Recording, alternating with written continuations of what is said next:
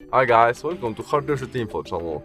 Today I have OPPO A79 and I want to show you how to fix the problem when your game not visible in your Google Play Store.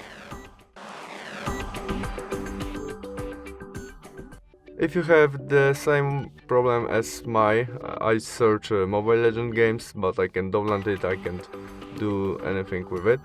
To fix it, we must go back to the main menu of our Google Play Store. In it, we press on our photo on the right corner and navigate to the settings.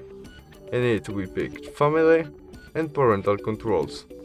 And now we must change it from PG 3 to PG 16, 18 or all PG to download games as Mobile Legends, as Teamfight Tactics or Call of Duty games.